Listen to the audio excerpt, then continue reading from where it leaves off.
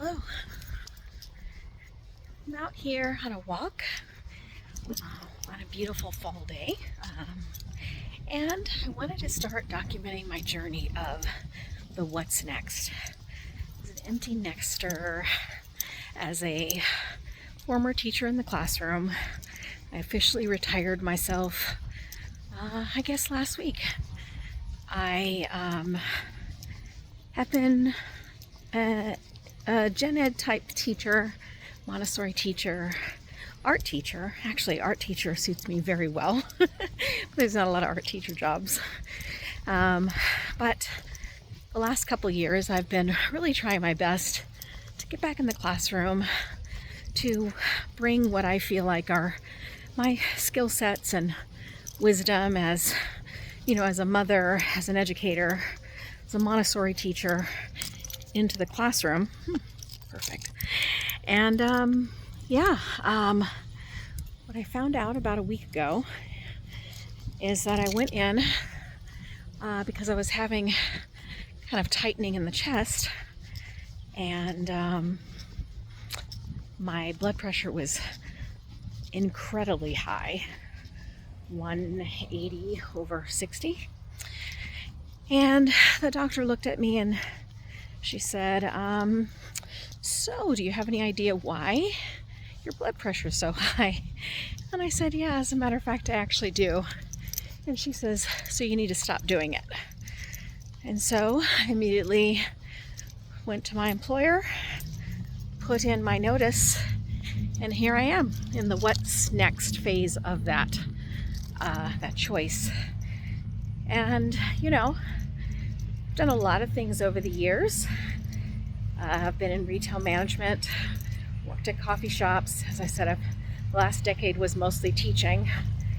And then I've done lots of receptionist type jobs as well, or office admin type jobs.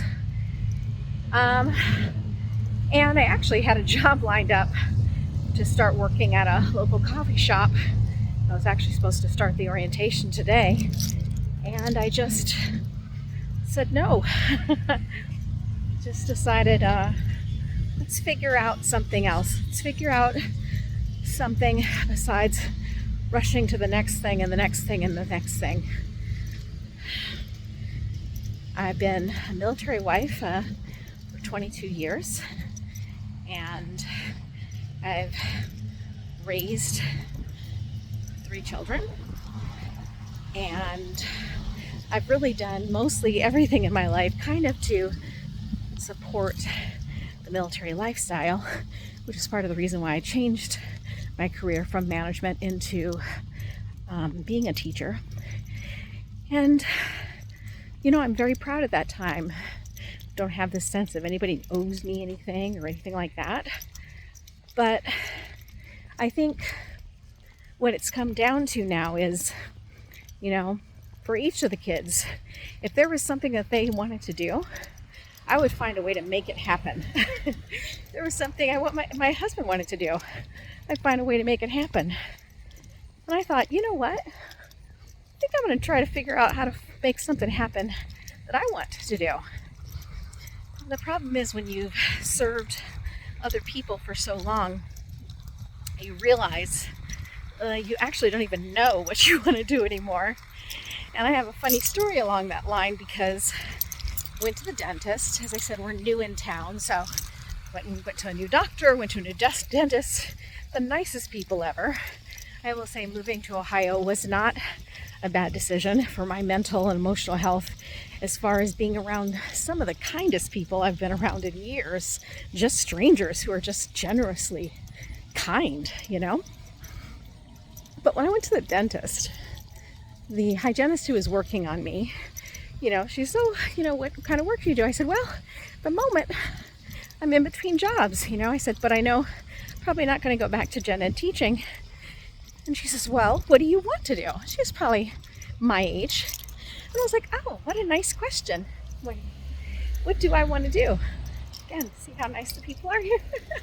What do I want to do? And I'm like, I honestly don't know.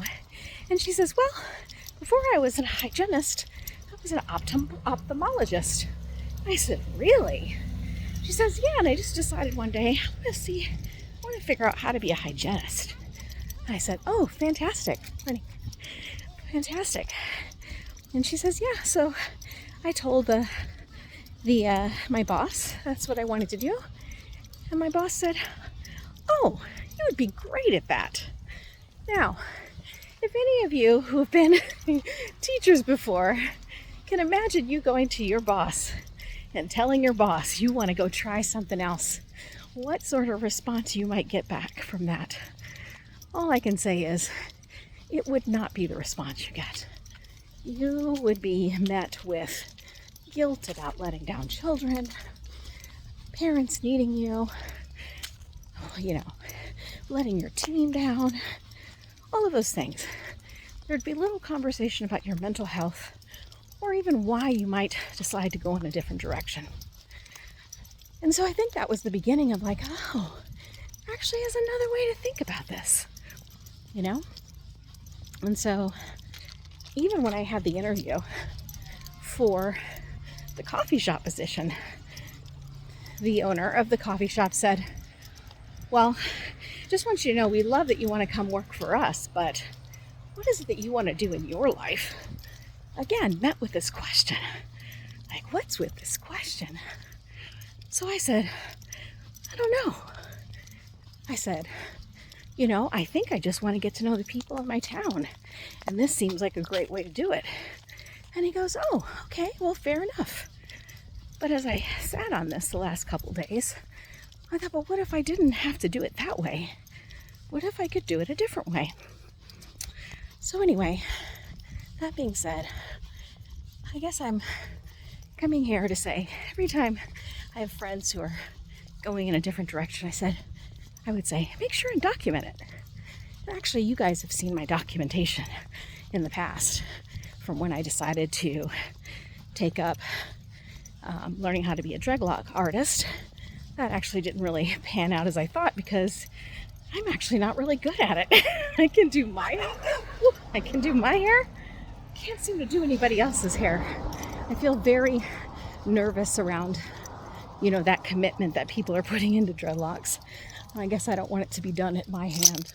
But anyway, I say all that to say, when I sent the message this morning that I wasn't going to go to orientation, it's parts freeing, fear, a little bit of frenzy about making a decision like this. What's funny is that if any of my family members would make a decision like this, I would support it. I would support it because I know what type of people they are. They want to work hard. It's not like they're going to be lazy about the decision. And so I feel like I have to give that same thing to me. What's kind of incredible about it is that, my husband's actually saying those same types of things. So really, the only one that had to make that decision was me. And I'm glad that I did. So these next videos will definitely be having conversations about some of the things I have on the horizon that might potentially be the next or one of the next things that I'm interested in doing. So this seems interesting to you, to follow the journey of an empty nester, former teacher, please make sure to like, share, and subscribe. Also, you'll find on my channel lots of things around book clubs for spirituality, prayers, meditations, because I have a master's degree in theology. And then for my art teacher days, you will find hundreds of lessons, art lessons, art journaling pages, things like that you might be interested in looking at as well. All right, well, stay tuned. So glad that you were able to stop by, and I will keep you posted on how it's going.